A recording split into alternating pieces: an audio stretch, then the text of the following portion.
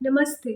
आज एक छोटी-सी चर्चा पर बहुत महत्वपूर्ण आपसे करना चाहते हैं। हो सकता है आप सारे लोगों के मन में ये प्रश्न हो, जिसका उत्तर आपको ना मिल रहा हो।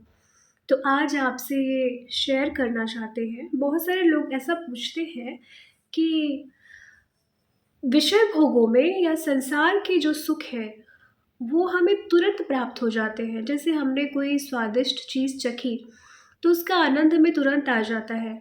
हमने बाज़ार से कोई नई चीज़ लेके आए, तो उसका आनंद, उसका सुख तुरंत मिलता है। या इसी तरीके के संसार के जो सुख हैं, वो तुरंत मिल जाते हैं। पर ये जो आध्यात्मिक प्रक्रिया है, इसमें इतना समय क्यों लगता है? क्यों हम तुरंत योगा अभ्यास करते हैं तो हमें तुरंत ये अच्छा या ब्लिस वाली स्टेट में क्यों नहीं पहुँच जाते हैं?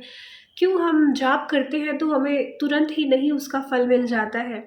ईश्वर से प्रेम करते हैं, साधना आराधना करते हैं तो उसका फल तुरंत क्यों नहीं मिल जाता? हर चीज़ की एक प्रक्रिया होती है।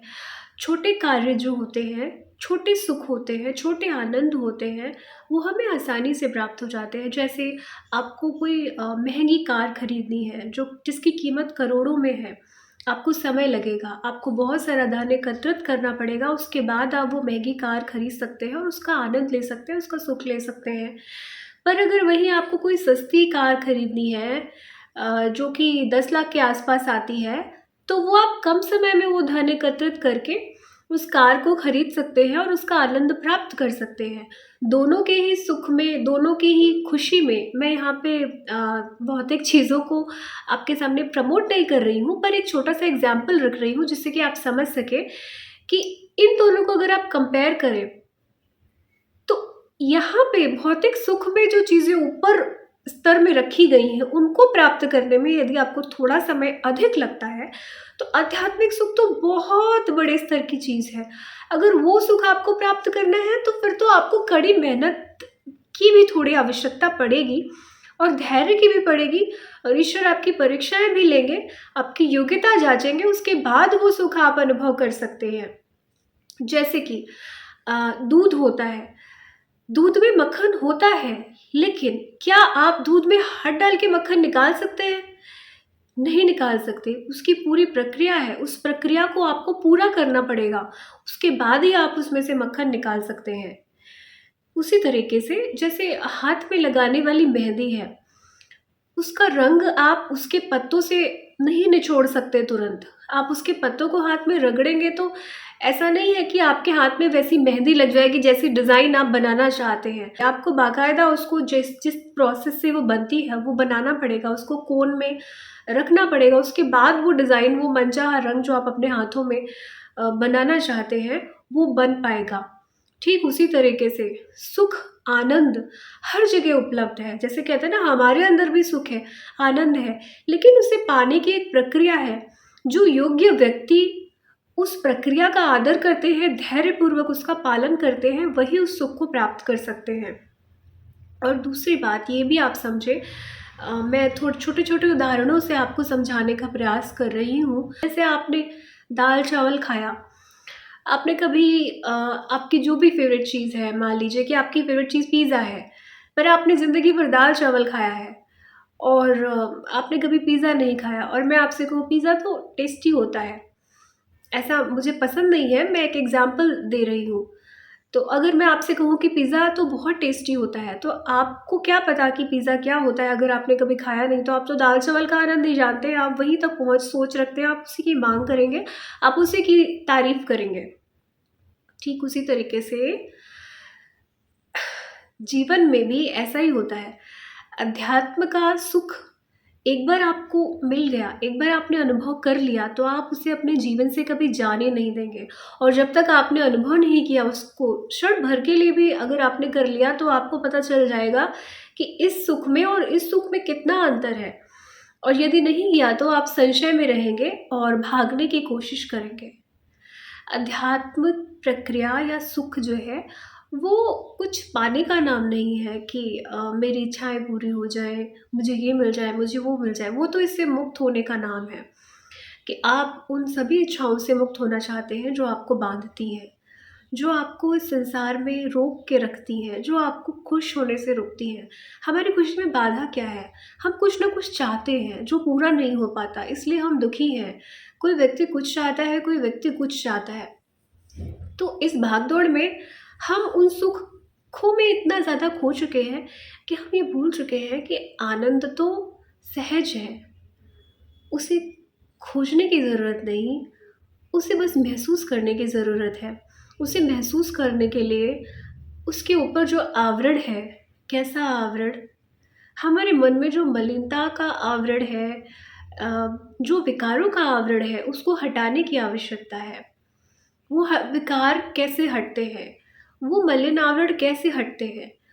ये जो प्रक्रिया है योगाभ्यास की, प्राणायाम की, योग की, जाप की, मौन बैठने की, शुद्धता का ध्यान रखते हुए अपनी दिनचर्या रखने की, धर्म के मार्ग पर चलते हुए, ईश्वर के शरणागत होते हुए अपने कर्म करने की, ये जो प्रक्रिया है, ये प्रक्रिया आपको वहाँ तक पहुँचाती है। वो व्यक्ति जिसकी कभी चाह नहीं समाप्त होती, जिसको कभी संतोष नहीं प्राप्त हुआ, सोचिए कि वो कितना बड़ा भिखारी है, उससे बड़ा भिखारी तो शायद कोई हो ही नहीं सकता। और वो व्यक्ति जो कम साधन होते हुए भी अपने भीतर एक अपार संतोष, अपार शांति अनुभव करता है, वो तो सच में अगर देखा जाए तो राजा तो वही हुआ। क्योंकि उसको किसी राज्य की किसी ज़रूरत नहीं है, उसको किसी पर निर्भर होने की ज़रूरत नहीं है। उसके सुख का आधार कोई उसकी प्रजा नहीं है, उसके आस-पास के व्यक्ति नहीं है, उसका सुख तो अपार है, जो उसके भीतर से उसको आनंदित करता है, आह्लादित करता है। तो आप लोगों का प्रश्न जो था कि हमें अध्यात्म में तुरंत क्यों सुख की अनुभूति नहीं होती है, तो आप शायद थोड़ा बहुत समझे हो कि ये जो मार्ग है ये धैर्य का मार्ग है। अगर आप आध्यात्मिक प्रक्रियाओं को, योग के अभ्यासों को, अपने आप को शुद्ध करने के अभ्यासों को निरंतर प्रेमपूर्वक, श्रद्धापूर्वक करते हैं, तो थोड़ा समय लगेगा पर आपको आनंद की अनुभूति होगी, अवश्य होगी। देखिए, मुख्य जो बात है ना, वो ये सारी बात ये है कि ये प्रक्रिया हम इसलिए नहीं कर रहे हैं कि हमें कुछ प्राप्त करना है, हमें बहुत महान बन जाना है।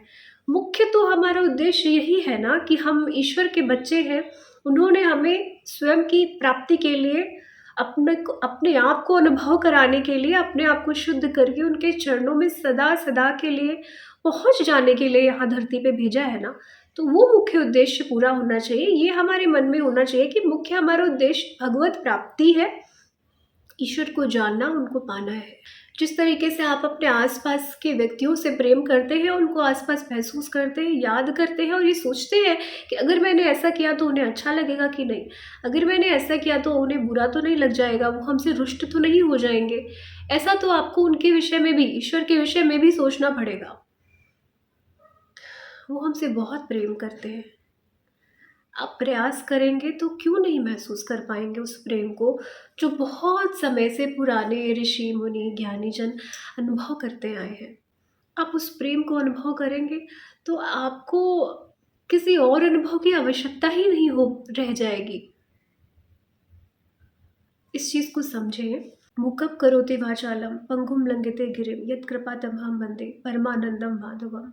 वो जो ईश्वर है, वो लंगड़े को भी पहाड़ चढ़ने की शक्ति दे देता है। वो इतना कृपालु, इतना सामर्थ्यशाली है। अगर वो चाहे तो एक सुई का छोटे से छेद से भी ब्रह्मांड को निकाल सकता है, जिसमें से हम धागा निकालना भी मुश्किल समझते हैं।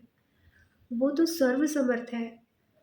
फिर वो आपको सुख नहीं दे सकता, आपको प्रेम नहीं दे सकता, आपको निर्विकार नहीं कर सकता, ऐसा नहीं है। सब कुछ उसके ऊपर निर्भर नहीं करता है, बहुत कुछ हमारे ऊपर निर्भर करता है। हमारे प्रयासों के ऊपर, हमारे प्रेम के ऊपर, हमारे धैर्य के ऊपर और विश्वास के ऊपर। तो इस चीज़ को समझें और अपने जीवन में सात्विकता को धारण करें, शुद्धता को धारण करें। यौगिक क्रियाओं को अपने जीवन में जगह देते हुए जीवन जी के देखें। सुबह ब्रह्म मुहूर्त में उठना, योग करना, प्राणायाम करना, थोड़ी देर के लिए मौन बैठ जाना और सिर्फ ईश्वर की छवि को स्मरण करना, उन्हें याद करना, उनसे प्रार्थना करना, रोज़ सोने से पहले अपने सभी अच्छे बुरे कर्मों के लिए उनसे क्षमा माँगना और हमें सद्बुद्धि दे, जैसा वो चाहते हैं वैसा हमें बना ले, ऐसी प्रार्थना करना। मेरी शुभकामनाएँ आप सभी के साथ है और आपके कोई भी प्रश्न है आप बिल्कुल पूछ सकते हैं। आशा करते हैं कि आपको कुछ बहुत सहायता मिल पाई होगी इस छोटी-सी चर्चा से। फिर मिलते हैं किसी नए विषय के साथ, तब तक के लिए नमस्ते, ओम शिव।